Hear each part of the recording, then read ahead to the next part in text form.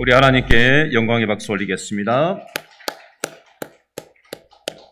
저를 따라서 해주시기 바랍니다. 이 세상 살기가 힘들 때 하나님을 생각합시다. 우리 옆 사람에게 한번 인사할까요? 눈을 똑바로 쳐다보시고 저를 따라해 주시죠. 이 세상 살기가 힘들 때 하나님을 생각합시다. 자, 우리 손을 들고 옆 사람하고 인사하겠습니다. 잘 오셨습니다. 앞뒤 좌우로 돌아보시고 인사하겠습니다. 잘 오셨습니다. 코로나 바이러스가 정점을 찍고 연일 정점을 찍고 있는데 참 이 자리에 오신 분들 또 오늘 영상으로 어려운 형편에도 예배 참여하시는 우리 믿음의 식구들 잘 하고 계신 겁니다. 어려운 시절을 살아가는데 믿음 아니면 우리가 이 어려운 세상을 어떻게 살아가겠습니까? 잘 하고 계신 거고요. 우리가 어려운 시절을 살아가지만 어려움에 빠져 지내지 말고 어려움을 이길 힘을 주시는 하나님을 생각하면서 위로부터 주시는 힘을 공급받고 우리가 살아가는 믿음의 식구들이 되실 수 있기를 바랍니다. 아멘. 우리 교회에서 최고 연장자가 김진양 권사님이에요. 94세가 되셨는데요. 강수구 화곡동에 사세요. 연로하시고 교통편도 마땅치 않고 귀도 잘 들리지 않으셔요. 지금 70대 되신 큰 아드님과 두 분이서 살고 계신데 저희가 지금 이 영상을 실시간으로 보내드리면 아드님 핸드폰으로 해서 우리 권사님하고 70대 아들이 이거 보면서 지금 예배에 참여하고 계실 거예요.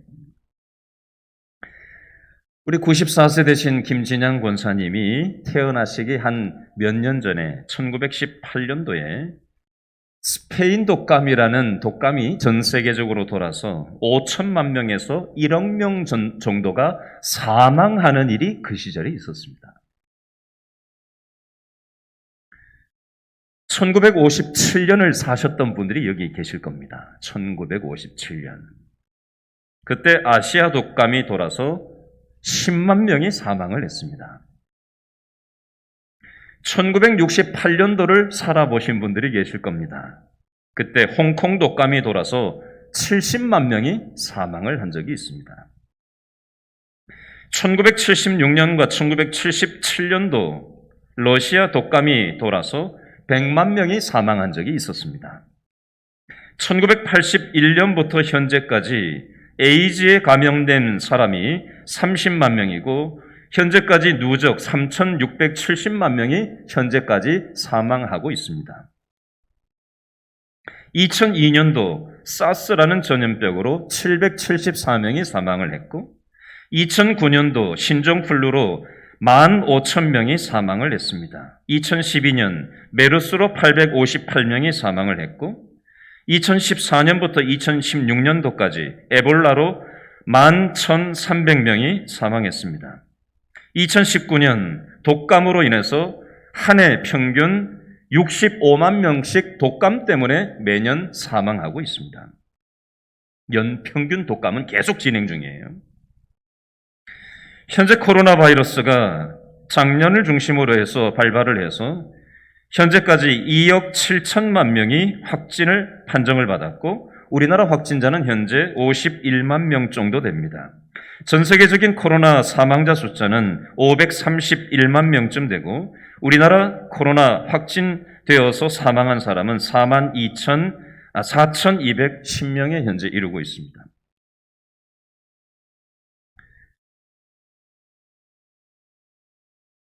아프리카 대륙의 최남단 남아프리카 공화국 바로 오른쪽에 마다가스카르라는 나라가 있어요. 이 나라는 지금 수천 명의 사람들이 굶주림에 시달리고 있습니다. 올 2021년도에는 비가 2월 달에만 조금 오고 그 이후로는 비가 하나도 오지 않았대요. 벌써 작년, 올해 2년째 마다가스카르라는 이 나라에서는 비가 와야 뭐가 자라죠. 아무것도 자라지를 않는데요. 여기 지금 사진이 있는데 제가 여기 좀 띄워놓고 보여주면 좋은데 아무것도 없어요 지금. 맨 땅이에요 맨 땅. 비가 안 오니까 가뭄 때문에 작년 올해 마다가스카르라는 나라는 아주 초죽음이 됐습니다. 지금 전 세계적인 기후 재난으로 이 바이러스 문제도 바이러스 문제지만 앞으로 전 세계 기후 문제가 상상을 초월하는 방향으로 가고 있습니다. 세계보건기구 WHO는 2030년, 이제 9년 뒤 얘기죠. 9년도 채 안 남았는데 2030년부터 2050년 사이에 매년 이 기근 문제 때문에 25만 명이 죽어나갈 것을 지금 예상하고 있습니다. 영양실조, 말라리아, 설사, 온열 질환으로 매년 이 기후변화로 인한 사망자 숫자를 매년 25만 명으로 예측을 하고 있어요. 여러분, 오늘 읽었던 이 성경 말씀에 보면 기근이 나와요. 기근. 오늘 본문에는 기근이라는 말이 42장 5절에 보니까 둘째 줄에 기근이라는 표현이 나와요. 찾으셨어요? 42장 5절 둘째 줄에 가나안 땅에 뭐가 있었다? 기근이 있음이라.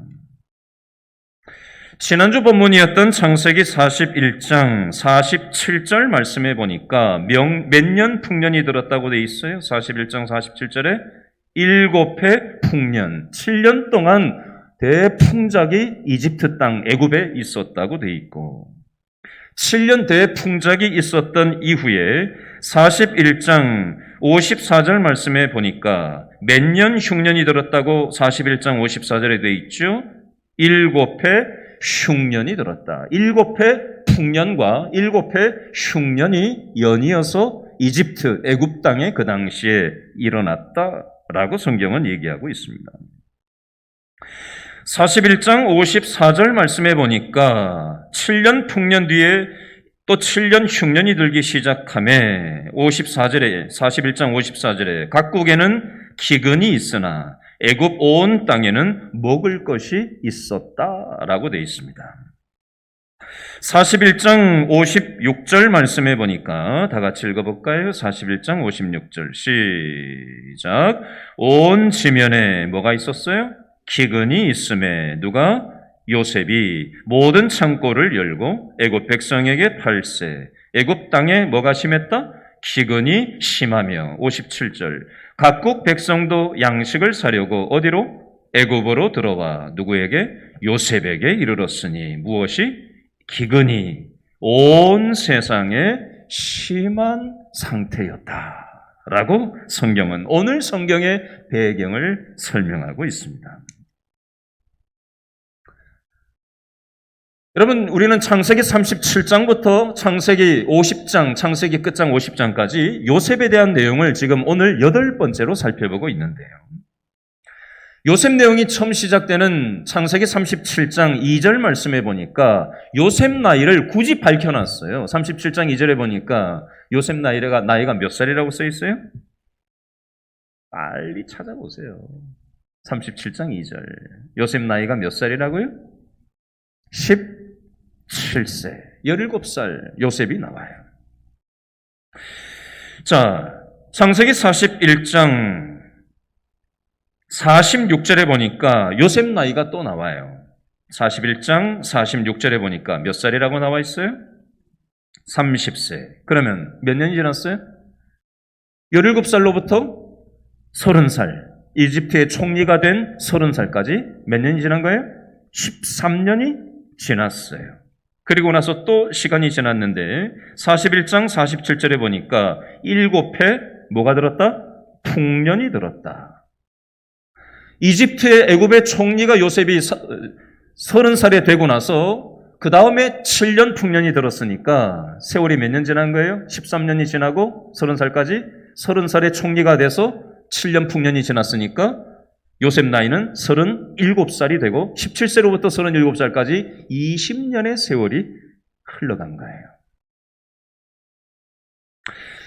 여러분, 17세에 인신 형제들에 의해서 인신 매매되고 나서 노예 생활을 애굽의 보디발의 집에서 팔려서 노예 생활을 하고 그 다음에 억울하게 성폭행 미수범으로 누명을 뒤집어 쓰고 억울한 감옥살이를 요셉은 해야 했습니다.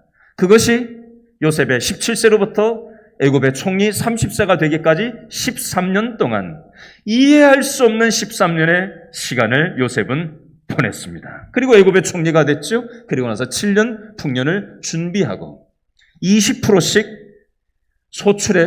애굽 소출의 20%씩을 다 저축을 해놓은 거예요. 앞으로 7년의 흉년이 또 있을 거니까 그냥 거둬들인 세금을 다 풀지 않고 20%씩 다 비축을 7년 동안 해놓은 거예요. 그래서 7년 흉년이 올 것을 정책적으로 준비를 한 거죠. 그래서 인근 나라에서 다 가뭄이 오고 기근이 왔는데 인근 나라에서 곡식 있는 데가 어디냐 찾던 중에 이집트 애굽으로 총리인 요셉한테 모여들게 된 겁니다. 어쨌든 요셉은 13년 동안 애굽의 총리가 되기까지 이해할 수 없는 노예 생활. 생각해 보세요. 형들이라는 10명의 형들이 요셉을 돈 받고 인신매매해서 다른 나라로 국제 인신매매가 돼서 북아프리카의 거점 도시인 이집트 애굽에 노예로 팔려가서 남의 집살이를 해야 했으니 요셉의 마음이 오죽 힘들었겠냐고요. 우리가 남 얘기니까 쉽게 성경을 보는데 내 얘기가 되면 이게 장난이 아니죠. 더군다나 하지도 않은 성폭행을 미수범으로 억울하게 뒤집어 쓰고 감옥 속에서 억울한 감옥살이를 했으니 미치고 환장할 노릇이죠. 그 세월을 13년을 요셉이 보냈다는 거 아닙니까? 어떤 면에서 요셉의 삶 가운데 개인적으로 보면요, 이 감옥살이가 이 노예 생활이 요셉 개인의 역사 속에서는 기근이었어요.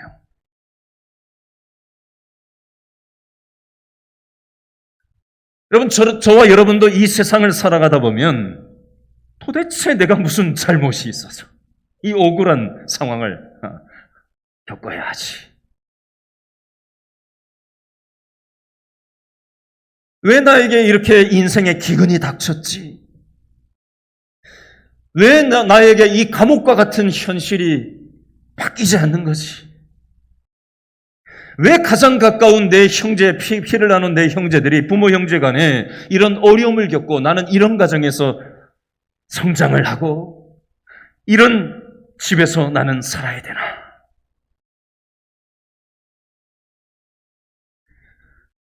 현재 우리 교회 성도들 중에는 요양병원에 누워 계시는 분도 있고요. 이영심 권사님 천호동의 요양병원에 지금 몇 년째 쓰러져서 누워 계신데 그 마음이 오죽하겠어요? 현재 우리 길신교회 성도 중에 말기암 환자들이 있어요. 또 이런저런 암 때문에 투병하시는 분도 여러분 계십니다. 그 마음이 오죽하겠냐고요. 그 당사자도 당사자지만 그 가족들도 함께 그 짐을 지고 가는데 다 그 감정을 어떻게 다 표현을 하겠어요? 그렇죠. 얼마나 힘들겠냐고요. 몇 주 전에 어떤 분이 암을 겪고 있는 우리 교회 성도 한 분이 저한테 그런 얘기를 해요. 목사님, 가족들한테도 다 얘기 못하는 게 있습니다.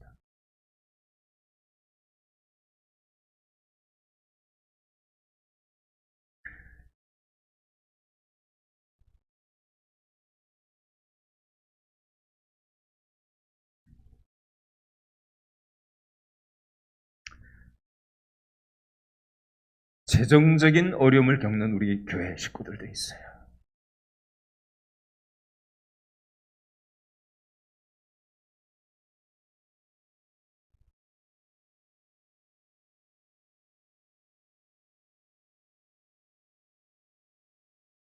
요즘 1인 가구가 참 사회 문제로 대두가 되고 있는데 여성 1인 가구 우리 교회에 참 많습니다. 연세 드신 여성 1인 가구 또 남자 1인 가구도 많이 있어요. 오랜만에 교회 와서 사람들 만날 때는 잘 살아가는 표정을 지을 수 있지만 혼자 있는 그 밤에 얼마나 외롭고 쓸쓸할까 하는 생각이 들어요.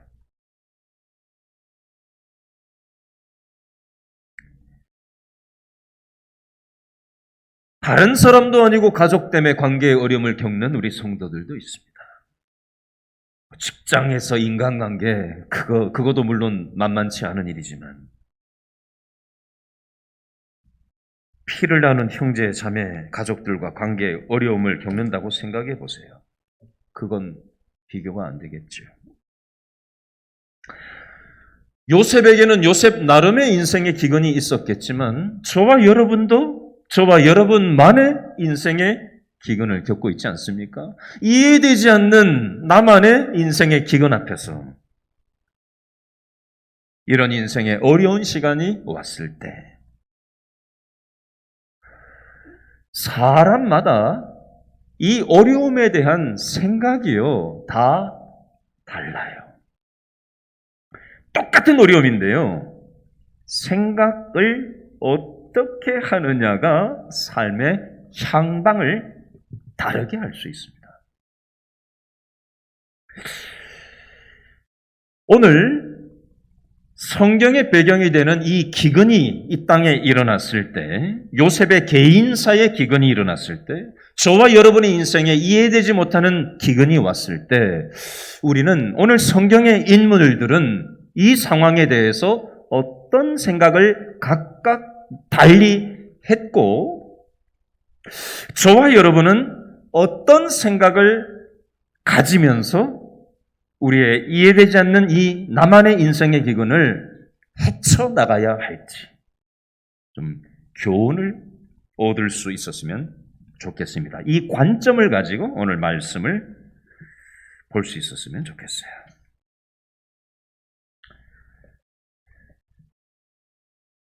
여러분, 제가 한 단어를 좀 생각을 좀 할 테니까 여러분 그 단어를 중심으로 좀 따라오셔야 성경이 좀 이게 딱 맥이 잡힙니다. 아셨죠? 42장 4절 말씀에 보면 셋째 줄에 생각이라는 단어가 있는데 동그라미를 해보세요. 색깔 있는 거로 표현하면 더 좋습니다. 42장 4절에 셋째 줄에 생각이라는 단어 나오죠? 동그라미 해보세요.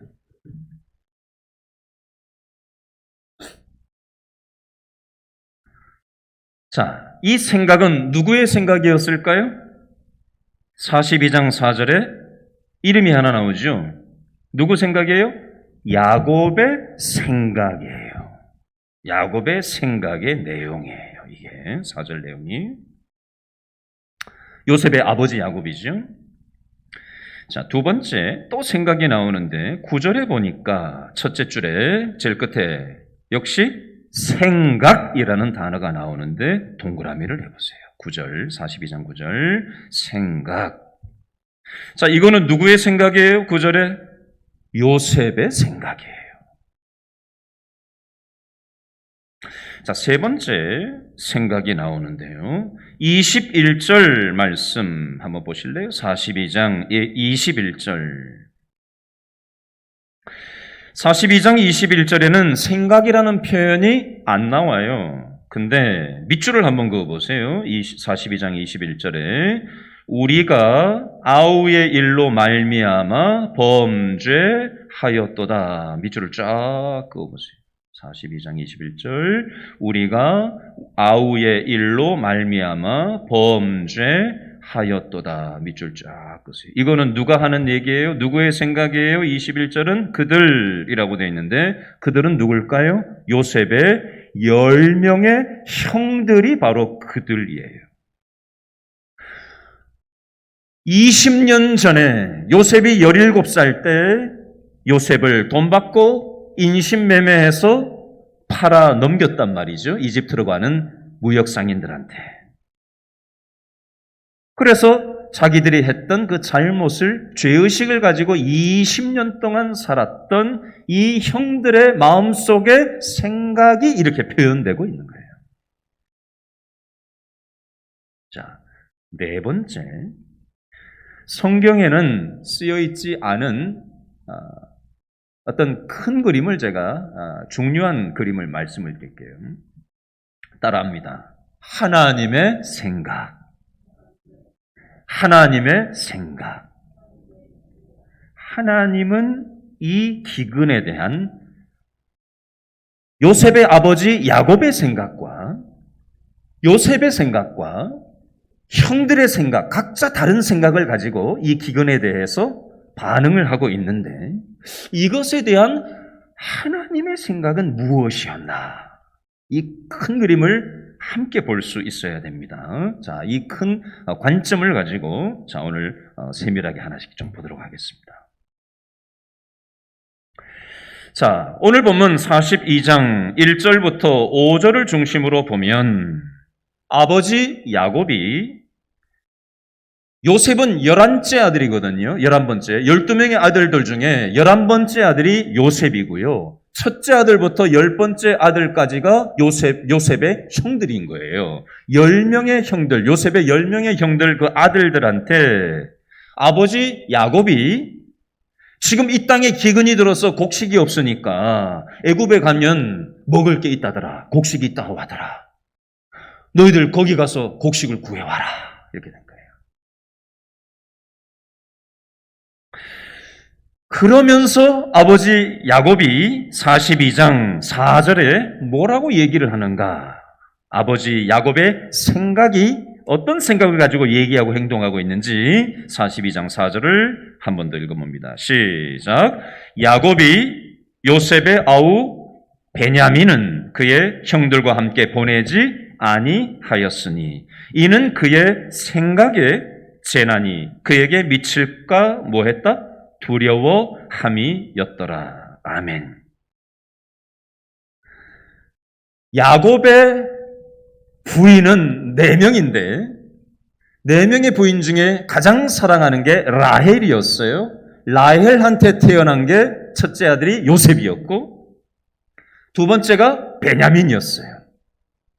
근데 20년 전에 그 사랑하는 여인 라헬의 첫 번째 아들인 요셉을 잃어버린 상태란 말이에요. 그 소중한 요셉을 잃어버렸단 말이에요. 20년 전에. 근데 둘째로 태어난 라헬의 둘째로 태어난 베냐민, 12번째로 태어난 이 베냐민을 마저 잃어버리면 안 되니까 위에 있는 10명만 다른 배에서 난 세 부인한테 태어난 10명의 형제들만 애굽으로 곡식 구해오라고 보내고 요셉 밑에 있는 베냐민 12째 태어난 베냐민은 잃어버릴까 싶어가지고 안 보냈다라고 표현하고 있습니다. 4절에 보니까 아버지 야곱이 요셉의 아우 베냐민은 형들과 함께 보내지 않은 이유가 바로 이거예요. 그의 생각, 야곱의 생각, 아버지의 생각에 재난이 베냐민에게 미칠까 두려웠다라고 표현하고 있습니다. 자, 예를 들어볼게요. 이거 여러분 잘 안 보이시죠? 가까이 있는 분은 보이세요? 눈 좋으신 분은 보일 텐데. 보여요? 앞에 있는 분들? 네. 근육이 막 덕지덕지 붙어 있는 42살짜리 영국 근육맨입니다. 근육맨. 근데 이 사람이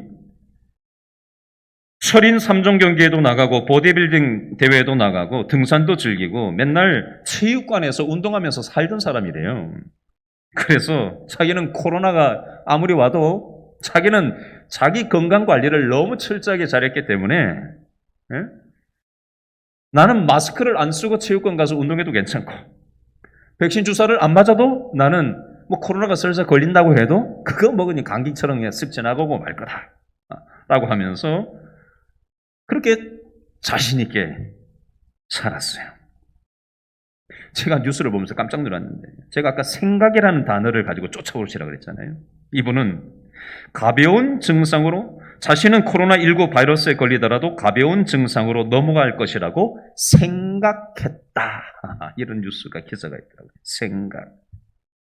나는 내가 건강관리를 누구보다 탁월하게 잘 관리하고 있기 때문에 내가 내 자신을 스스로 지킬 수 있다라고 생각하면서 산 거예요. 근데 코로나 바이러스에 걸렸고 지난 6월 29일 날 코로나 확진 판정을 받았고 폐렴 증세로 넘어가고 며칠 사이에 건강이 급격히 악화됐고 고열과 호흡 곤란을 겪었고 확진 6일째 7월 4일에는 피를 토했고 이후에는 상태가 호전되지 않았고 7월 27일 19살짜리 딸을 두고 사망했습니다. 제가 이 기사를 왜 인용해서 설명을 드리냐면요. 오늘 본문의 야곱의 생각은 나의 소중한 것을 내가 지키려고 들면서 야곱은 살던 사람이에요. 야곱에게 있어서 너무나도 소중했던 채색 옷을 입혔던 그 요셉, 라헬의 첫째 아들 요셉, 그 요셉은 20년 전에 잃어버리고 어디로 간지 없고, 요셉 밑에 있는 베냐민 이 소중한 라헬의 둘째 아들인 이 베냐민도, 이 막내둥이도 잃어버릴까 싶어가지고 42장 4절에 보니까 두려워하는 마음을 가지고 자기의 소중한 것을 스스로의 힘으로 지켜내려고 하는 생각을 가지고 야곱은 살았다는 겁니다. 여러분 한번 생각해 보세요. 내가 내 인생을 지킬 수 있다는 생각, 우리 많이 실패해 보지 않았습니까? 내가 내 가정을 지킬 수 있다는 생각, 많이 실패해 보지 않았어요. 자식을 키워보면서 이 자식을 내 손아귀에 틀어쥐고 내가 기대하고 목표한 바대로 키워낼 수 있다는 생각, 그거 많이 실패해 보지 않았습니까? 근데도 우리는 또다시 그 짓을 반복합니다. 내가 내 가정을 스스로의 힘으로 지킬 수 있어. 내 재산을, 내 노후를 내가 관리를 하고 철저하게 준비를 해서 내 노후를 준비해야지. 내 인간관계를 내가 잘 관리해야지. 라는 그 생각, 그런 내가 내 힘으로 내 인생을 지켜내려고 하는 그런 생각을 가지고 살아가면요, 항상 마음속에 뭐가 있는 거예요? 42장 4절을 야곱의 마음속에 있었던 것처럼 내 소중한 것을 내가 지켜내지 못해서 잃어버릴까 봐 두려운 마음을 가지고 이 세상을 살아가게 됩니다. 질문합니다.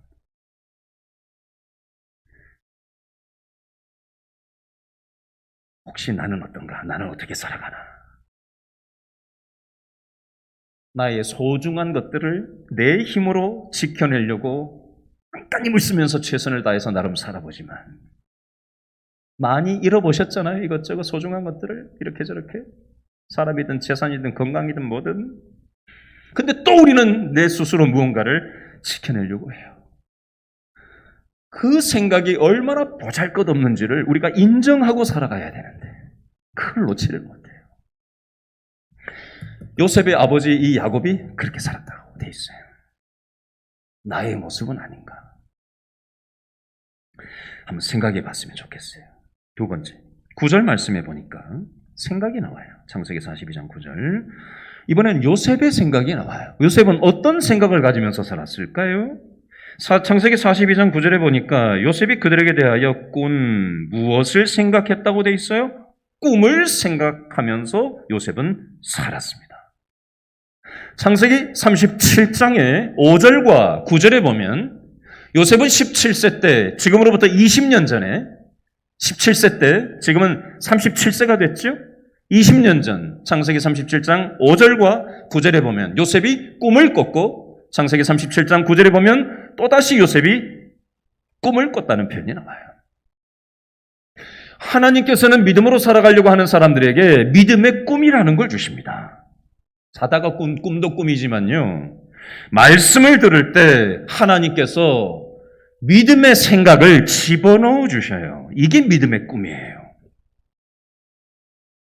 은혜를 받는다 그러죠. 나에게 주시는 말씀으로 무언가 다가온다고 하죠. 이게 요셉에게 다가왔다는 거예요. 믿음의 꿈이 요셉에게 있었다는 겁니다. 근데 요셉은 17세 때 형들에 의해서 인신매매돼가지고 돈 받고 팔려서 이집트에서 남의 집살이하고 노예로 살고 억울한 누명 쓰고 송폭백 미수범으로 감옥에서 살아간 그 13년 동안 요셉의 마음속에는 어떤 생각이 있었을까요? 나는 노예가 아니라, 나는 죄수가 아니라, 나는 누구다? 하나님의 꿈을 품고 살아가는 사람이다. 하나님께서 나와 함께 하신다. 지금 내 상황은 이해할 수 없는 현실이지만 그럼에도 불구하고 하나님이 나와 함께 하신다. 요셉의 생각을 엿볼 수 있는 표현이 창세기 42장 18절의 말씀에 나오는데 한번 두 번째로 읽어볼까요? 42장 18절 말씀 찾으셨어요? 창세기 42장 18절 다 같이 시작. 사흘 만에 요셉이 그들에게 이르되 밑줄 그으세요. 나는 누구를 경외한다? 하나님을 경외하노니. 하나님을 경외한다는 표현은 하나님을 두려워할 줄 알면서 살아간다는, 하나님을 의식하면서 살아간다는 겁니다. 코로나를 의식하는 마음보다 하나님을 의식하는 마음이 더 크게 살아가는 게 하나님을 경외하는 태도예요. 저는 저와 여러분이 이 코로나의 현실, 기후변화에 도대체 이 세상이 어떻게 돌아가려고, 미국에 지금 또 태풍이 와서 6,000km까지 잔해물이 떠올랐다는 거예요. 600m, 6,000m, 6,000m 상공까지 지상에 있던 잔해가 얼마나 태풍이 세게 왔는지 100명이 지금 죽었다고 어제 미국에서만 뉴스가 나오던데. 이 기후변화 때문에 전 세계적으로 어떤 일이 어떻게 세상에 이런 일이 전 세계적으로 난리도 아니에요, 지금. 어떤 것들이 우리를 두렵게 할지라도, 어떤 이해할 수 없는 인생의 기근이 우리 개인의 인생사에 다가올지라도, 그것을 두려워하면서 야곱과 같이 내가 그걸 지키려고 바둥바둥하면서 내 소중한 것들을 잃어버릴까 살아가는 그 생각 가지고 살아간 사람들이 아니라, 요셉처럼 감옥에 있었지만, 요셉처럼 노예 생활을 했지만 하나님이 주셨던 믿음의 꿈을 잃어버리지 않고 하나님을 기억하고 하나님을 생각하고 하나님을 경외, 하나님을 두려워하면서 살아가는 사람들, 그런 믿음의 사람들이 될 수 있기를 바랍니다. 아멘. 그 믿음이 들어차야 우리가 믿음으로 살아갈 수가 있습니다. 세 번째 생각이 나오는데, 요셉의 첫째부터 열째까지 배달은 세 부인에 의해서 태어난 10명의 위의 형들, 요셉은 11째인데 10명의 형들이 하는 얘기가 창세기 42장 21절 말씀에 나와요. 창세기 42장 21절 다 같이 읽어볼까요? 시작. 그들이 10명의 형들이 서로 말하되 우리가 아우의 일, 요셉의 일로 말미암아 범죄하였도다.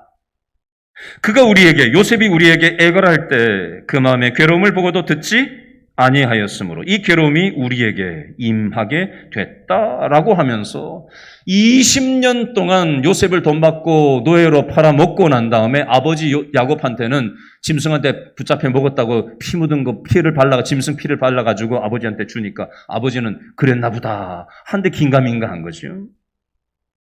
어쨌든 그러고 세월이 13년이 흘러서 요셉은 30살이 됐고 애굽의 총리가 되어 있었고 7년 풍년이 지나고 20년이 세월이 지나는 동안 자기 동생 요셉을, 배는 다르지만 요셉을 인신매매해서 아버지한테는 거짓말을 하고 죽었다고 하면서 살아가는 그 첫째부터 열째까지 요셉의 형들의 마음이 편했을까요? 불안했을까요? 이게 사람이 뭐가 잘못한 게 있으면요, 불안한 거거든요. 죄의식이 있고 죄책감이 있어요. 아버지를 속여먹고 살아야 되잖아요. 아버지가 소중한 요셉이 사라졌으니 얼마나 그냥 우울하고 절망감에 빠져서 그렇게 살았겠어요. 그걸 바라보는 그 첫째부터 열째까지 그 마음이 얘기를 있는 대로 얘기는 못하고 얼마나 들킬까봐 불안하고 두려운 마음이 있었겠어요. 이 10명의 형들은 죄의식에 빠져서 20년을 살아오고 있었던 거예요. 죄의식의 생각에 빠져 살았어요. 들킬까봐 그게 두려운 마음으로 살았어요. 질문합니다. 나는 어떤가? 혹시 죄의식에 빠져서 해결되지 않은 어떤 무언가를 해결하지 못한 채 청산하지 못한 감정과 관계로 혹시 그것이 내 삶에 부정적인 영향을 계속해서 미치면서 살아가고 있지는 않는가? 이거 들킬까 봐 불안하고 두려운 마음으로 살아가고 있지는 않는가? 생각해 보셨으면 좋겠어요. 네 번째. 그러면 하나님의 생각은 무엇인가? 하나님의 생각은 무엇인가? 이 요셉의 아버지 야곱의 생각과는 다르게, 요셉의 생각과는 다르게, 10명의 형들의 생각과는 다르게 하나님의 생각은 이 지역의 이 가뭄으로 인해서 이런 생각, 저런 생각, 이런 생각을 하고 있는 이 사람들에 대해서 하나님은 어떤 생각을 가지고 계셨을까? 여러분, 하나님께서는요, 큰 그릇도 사용하시고 작은 그릇도 사용하십니다. 많이 배운 사람도 사용하시고 별로 배운 게 없는 사람도 사용하세요. 많이 가진 사람도 사용하시고 적게 가진 사람도 사용하세요. 근데 하나님이 사용하시지 않는 사람이 있어요. 더러운 사람들. 하나님 앞에서 회개하지 않고 내가 내 가정을 끝까지 책임지려고 버티는 사람들. 내 소중한 것을 내가 관리해야지 누가 관리를 해. 내 자식들 간수를 내가 해야지 누가 해. 내 재정 문제를 내가 관리해야지, 내 노후를 내가 준비해야지 누가 대신 준비해 줄 사람이 있어.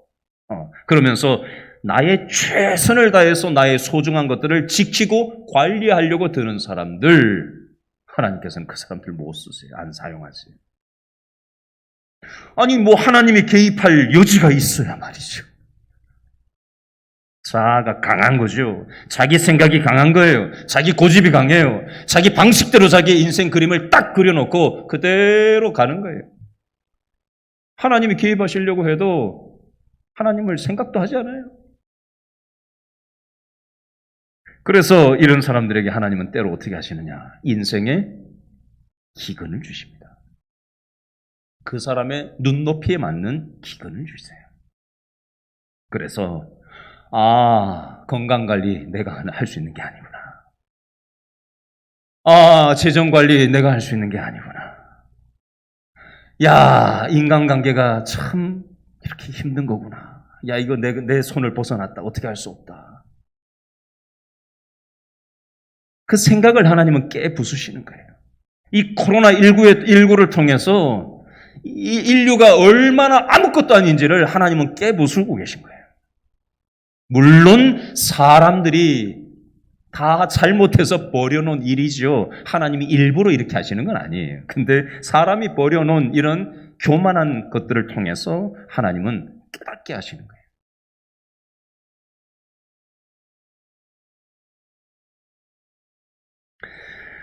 여러분, 요셉이 얼마나 억울한 13년 감옥에서 노예 생활로 힘들었겠어요? 요셉도 복수하고 싶은 마음이 들지 않았을까요? 형들한테? 근데 그 형들이 지금 곡식 구하러 자기 앞에 나타났잖아요. 애굽의 총리가 된 요셉 앞에. 그러면 요셉이 어떻게 해야 맞아요? 이놈의 형들을 한 방에 그냥 날려버려야 되잖아요. 근데 요셉은 그렇게 하지 않습니다. 그리고 자기가 요셉이라고 바로 밝히지 않고 오늘 본문 말씀의 이 내용처럼 형들 스스로 깨닫게 하고 자기 자신들을 돌아보게 하고 형들이 결국은 나중에 어떻게 되죠? 야곱의 12 아들이 이스라엘의 12지파로 성장을 해서 하나님의 나라를 향해서 쓰임받는 그릇들이 되기 위한 뿌리가 바로 야곱의 12아들 이스라엘의 12지파로 성장을 해야 되기 때문에 믿음이 길러져야 된단 말이에요. 그래서 이 믿음 없는 요셉의 10형들을 하나님께서는 죄의식을 깨닫게 하고 이것을 회개하는 시간을 창세기 42장, 43장, 44장, 45장 쭉 이제 50장까지 가면서 그 작업을 이제 해가는 거예요. 저와 여러분도 마찬가지입니다. 믿음 없는 우리들, 내가 내 인생을 관리하려고 드는 저와 여러분들을 하나님께서는 깨우쳐 주십니다. 인생의 기근을 통해서. 그리고 해결되지 않은 요셉의 형들과 같은 이런 부분도 하나님께서는 회개하게 하시고 하나님만 바라보는 사람들로 우리를 준비시키셔요. 깨끗한 그릇으로 회개시키셔서 준비시키시는 거예요. 그래서 이스라엘 백성들을 12 형제들을 하나님께서 준비시키셨던 것처럼 저와 여러분도 하나님께서 쓰실 만한 사람들로 이렇게 저렇게 하나님께서는 준비시켜 가고 계신 과정 중이라는 사실을 우리가 깨달을 수 있었으면 좋겠습니다. 오늘 말씀 생각하시면서 내 자신의 삶을 돌아보고 다 같이 한번 기도했으면 좋겠습니다. 기도하겠습니다.